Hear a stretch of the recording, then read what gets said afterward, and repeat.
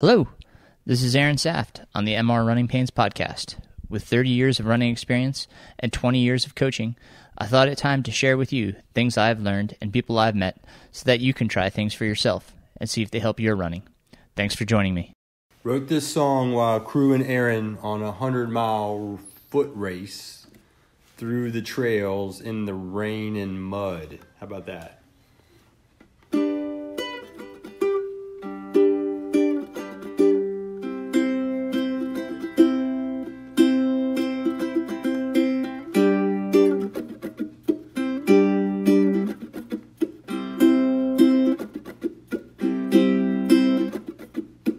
100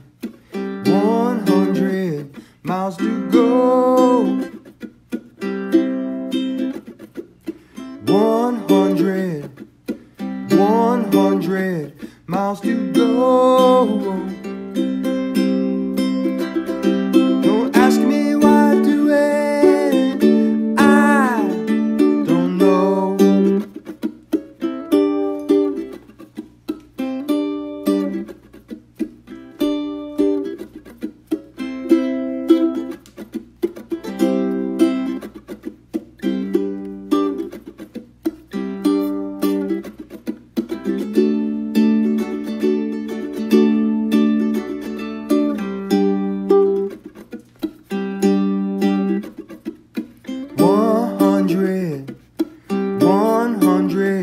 Miles by foot.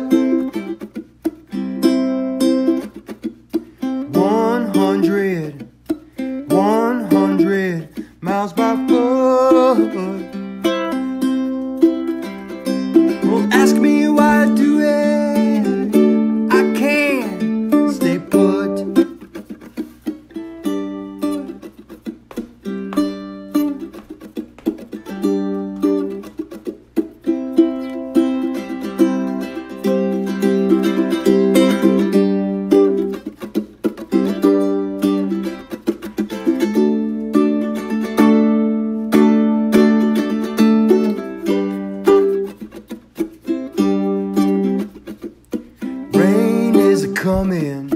Rain is a coming, can't give a fit.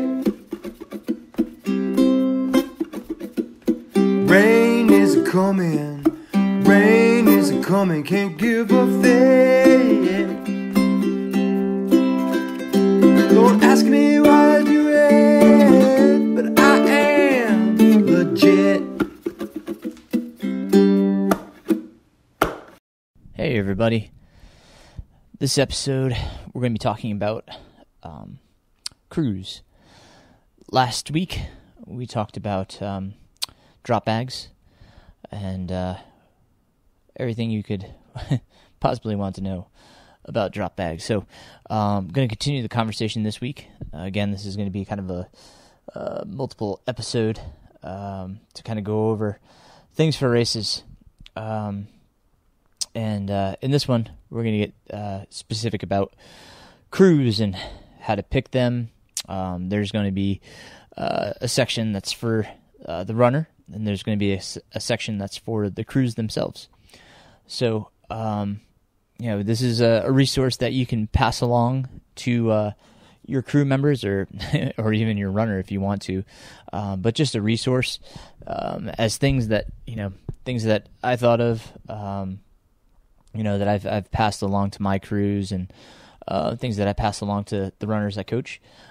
So with that said, let's talk a little bit about this. So some good things, for everybody to have. The runner obviously gets this, but it's great to pass along to the crew is the participant guide. A lot of races put together a participant guide. It could just be a link to the website in which the crew can kind of look up the website and get the information. But important things on there would be the rules. Those are essential for both the runner, obviously, and for the crew so that they're not breaking any rules and getting the runner disqualified. So make sure the crew has a copy of the rules. Another thing would be the aid stations, a list of all of the aid stations and which ones are crew accessible. especially if they have the GPS coordinates, so that pins can be dropped and they can be saved on the phone and just looked up. Excuse me. As the runner moves along the course. It's about 25 after midnight here. I just got finished running. The podcast will launch at 6 a.m. So a little bit sleepy. Been putting a roof on my barn all day. Just trying to get ahead of the rain that's supposed to come in on Thursday. Well, I guess that's today now. So got the roof up. But I am tired, so forgive me. But I had promised this to a number of my runners, so I wanted to get it out there. But back to it. So those GPS coordinates of the aid stations, it's great. You can go into Google Maps and drop those pins, and that way you have them as saved locations, and the crew can find where to go to the aid station locations.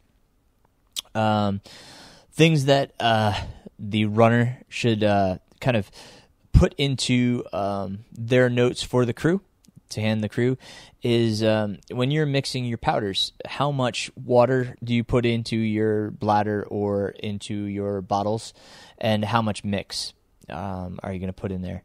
Are they going to be filling those for you with what combination do you want? Do you want one water bottle, one electrolyte bottle?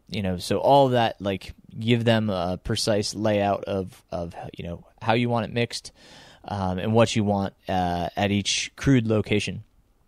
Also, your nutrition plan. What is it that you plan on taking, and what will you need replenished at each crew stop? Kind of talk about that. As I talked about kind of in the drop bag episode, it's good if you just have like bags labeled for them, almost like creating your own drop bag for each crewed aid station. That way they can just grab that bag and bring it to you, and you can just go through it just like you would a drop bag, grab whatever you need, and if they can do something else, then let them take care of that at that time. Remind them to remind you to give them your trash. I often forget to get rid of some of my wrappers, so have on your nutrition plan, in bold, highlighted, whatever you can do to remind the crew to take your trash at each stop. That way you don't have it anymore, and then we'll talk a little bit more about that later for the crews themselves as to what that means and what to keep an eye on. So we'll come back to that. The runner should also have an assignment sheet. Who is going to be the crew chief? Who will be the driver? Who's going to be the resupplier? Okay? Assign out these roles. Give everybody a task and let them know what that role means. Give them a description. You may want to have a phone call ahead of time, letting them know, like, here is what I'd like you to do. This is your job. This is your sole responsibility. Okay. This year we've become obviously really familiar with Zoom. It's great if you can get everybody together and just have a Zoom conference, right? And talk to all of the crew at once, and kind of go over things. That way, if they have questions, they can ask them, and others may have the same question, and you can just get it all out, at one time. So, and then have a list of what you're going to be supplying. Okay. So the crew knows, this is everything that I'm going to have. This is things that I will provide for you.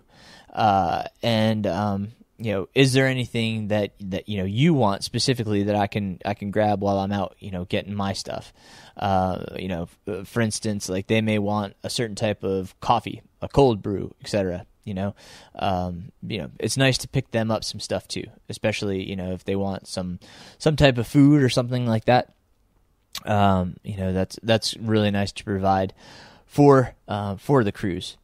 A first aid kit, make sure that they have a first aid kit. I'll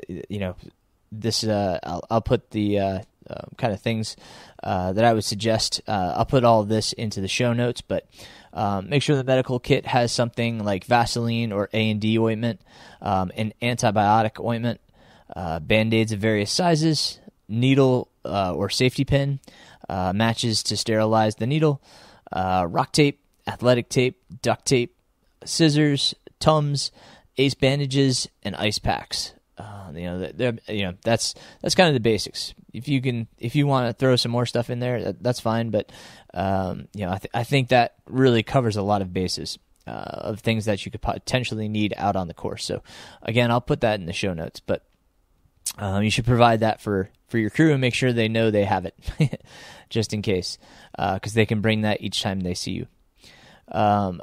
Provide a list or start a group text of all the crew and pacer phone numbers and emails, so that everybody has each other's. Because sometimes we bring together that people that might not know each other or have each other's phone numbers, and if they get split up for some reason, obviously they need to be able to contact one another. If your car that you're providing your vehicle, or even if you're not, it's nice to gas the car up prior to the race and provide a gift card for if it's friends that are crewing you and driving, provide them with a gas gift card. So it's a nice gesture saying thank you for doing this. You don't need to use your money on the gas for this. So just a nice little thing to do. And then make sure that obviously they have all of your spare gear, shoes, etc. Make sure that they have that and know that they have that, and that you may need it potentially at whatever stop. Okay, that goes to your plan. You can say, okay, with this nutrition, I would also like this pair of shoes and this pair of socks. So you can put that in your notes. Of things that you're given to the crew. So that said, how do you decide on who should be a crew member? Well, the first thing, I've talked a number of times of how much I really enjoy having my family along for the journey of each of these races. And that said, some people become distracted or worried about, their family, especially if you have young kids, while you're out on the course. And it's not, it's obviously we're going to worry to some extent, but it can become a tremendous distraction. So, we have to determine whether that's something that we want. Do we want our family out there? So take that into consideration when you're considering, who's going to be crewing you. Can your pacer be a crew member? Because is that person replaceable when you have them out pacing? Obviously they're coming into aid stations with you, but a lot of times it's nice if they can just focus on what they need as well. Consider that as well. This is an intimate experience. This race, it is very intimate. You will become vulnerable. You're going to be tired. You're going to be, hurting, right? So this is going to be a time where you want people, that you want to share this experience with, people that mean something to you, or understand what you're going through. So take that into consideration as well when you're trying to decide on what crew members to take along. The other thing is, make sure those people, make sure they're comfortable with being out in the woods, in the darkness, and with the other people that you have chosen. That's a huge thing to ask of somebody, because however long the race takes, this is how long they're going to be together. You want to make sure that they have a nice cohesive group, and we'll talk about in the crew section what happens, and what happens if things start going wrong. Those are things to consider when you're considering who do you want to be on your crew.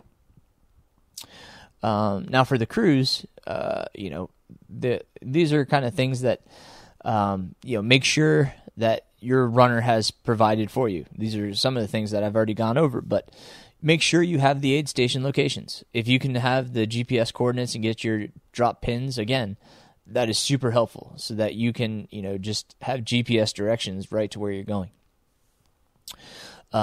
Make sure you have a set of rules and that you follow them, obviously. And a lot of that, like when we look in the rules, it talks about parking, where you can park, how you should park, how many cars are allowed for each crew. Sometimes there's only one car allowed. So make sure you know those rules. And some races have a limit as to how many people are allowed in at the aid station to crew you. So make sure you know that as well. And then, sometimes there is a zone in which you can crew.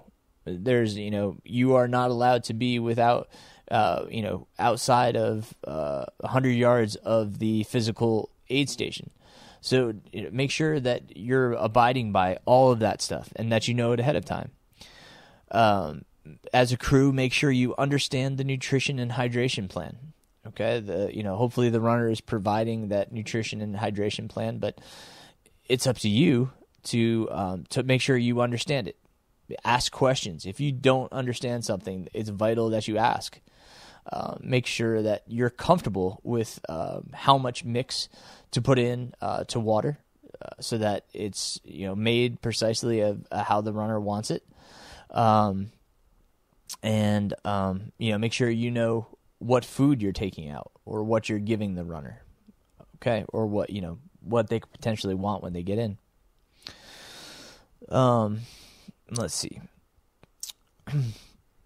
And then understand your role as a crew member. Understand what is expected of you. And if you feel that there's something missing, that, a role is unfulfilled that you potentially see as something that could, benefit the runner, ask the runner.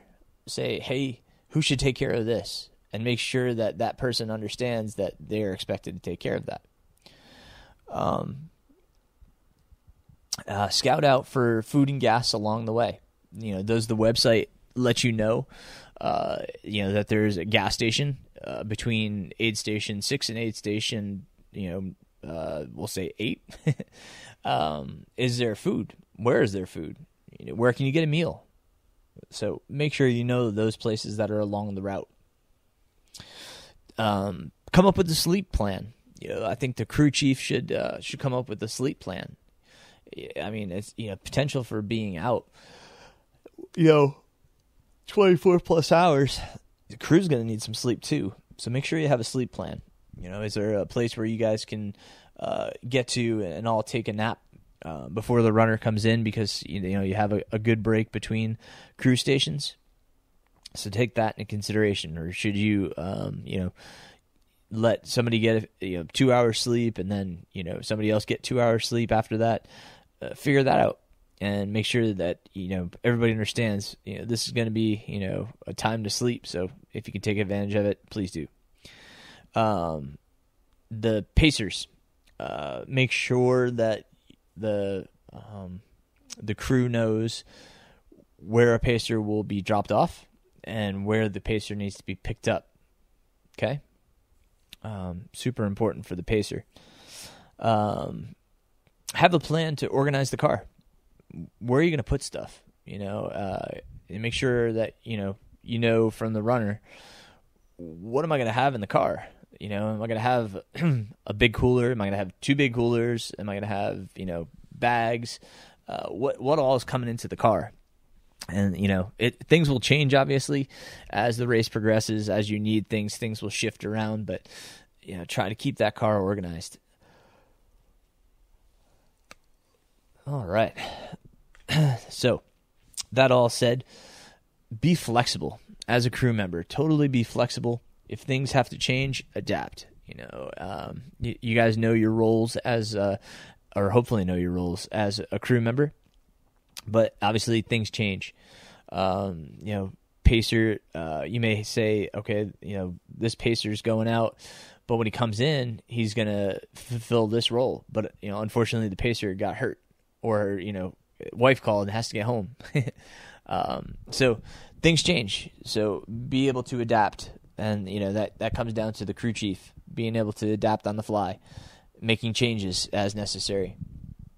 But that said, if everybody is okay and, everybody is physically capable of doing their assignment, stick to your role. Don't try to take somebody else's job. And if they're not doing it, let the crew chief handle it. Let the crew chief take care of it. The crew chief has to step up and say, all right, you're not fulfilling your role. You're not doing what you're supposed to. I need you to step up. This is for, this is for Sally. We're here for Sally.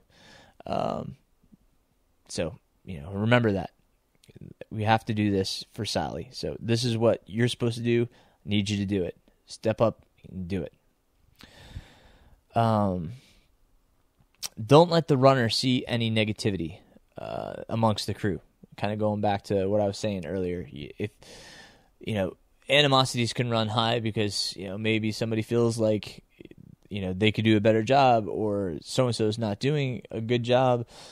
It's, you guys are a team. You have to work as a team, resolve things as a team, talk it out, but never let the runner see any of it. The runner does not need to be concerned with anything that goes on within the crew.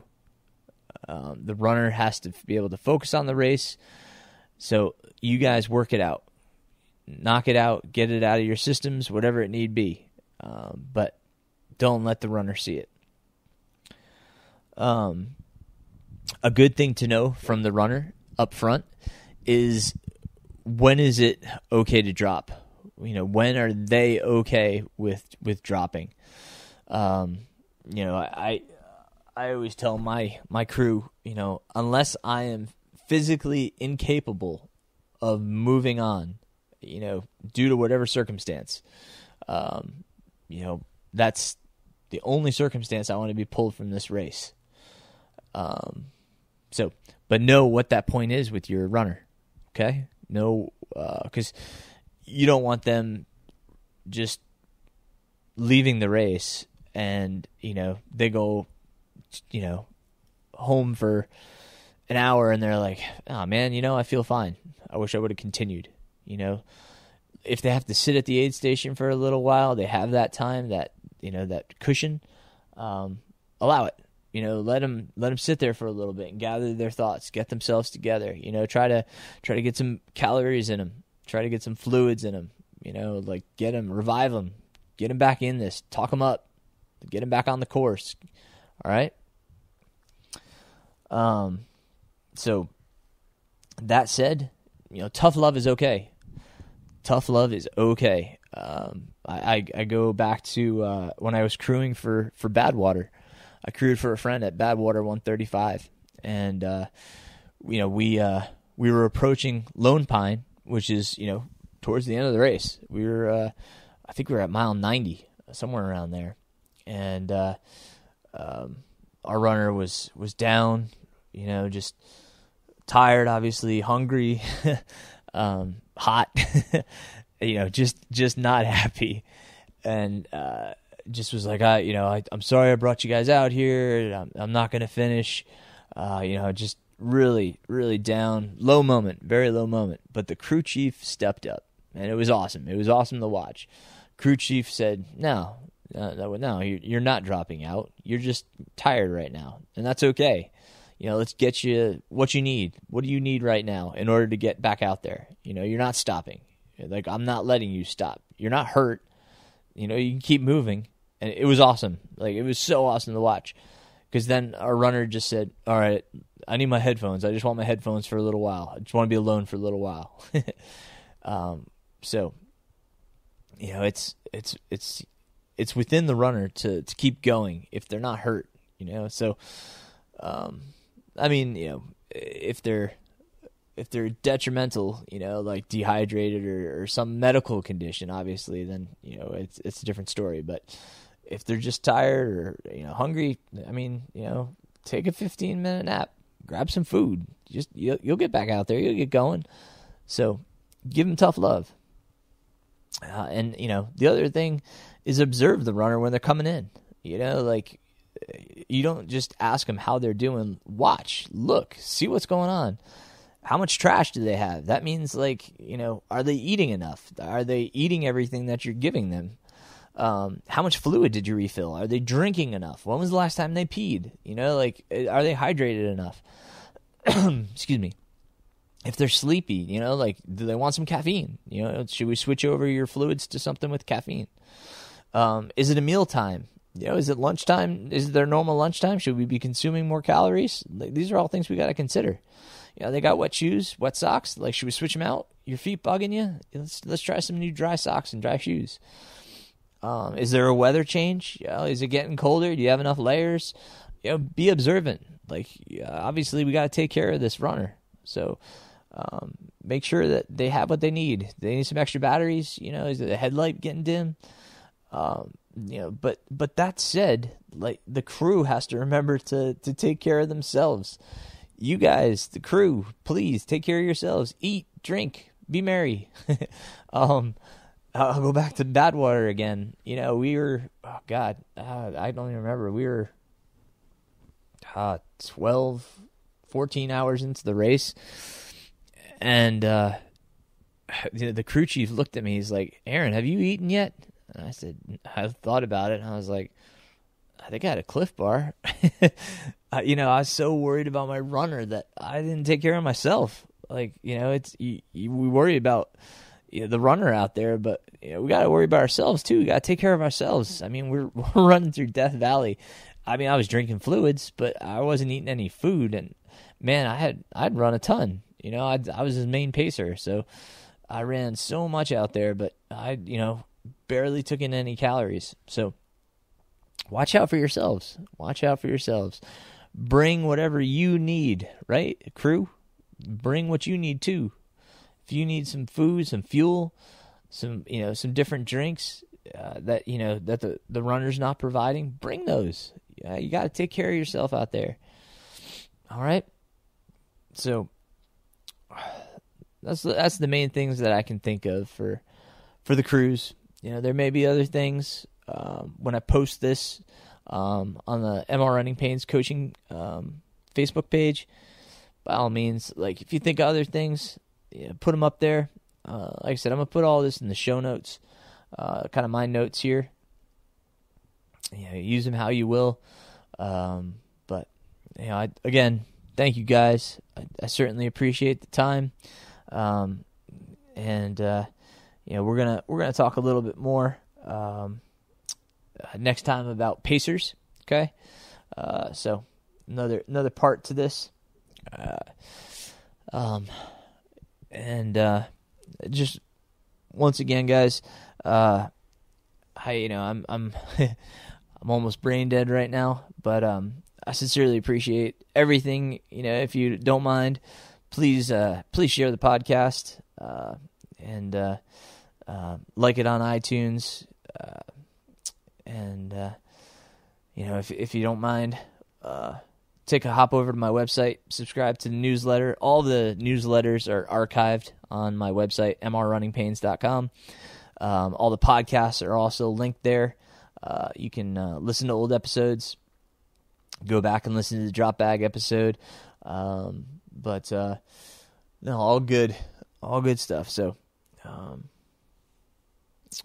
I hope everybody's doing well. It's cool to see some races happening. I've got, a number of athletes racing again, so that's really cool to see.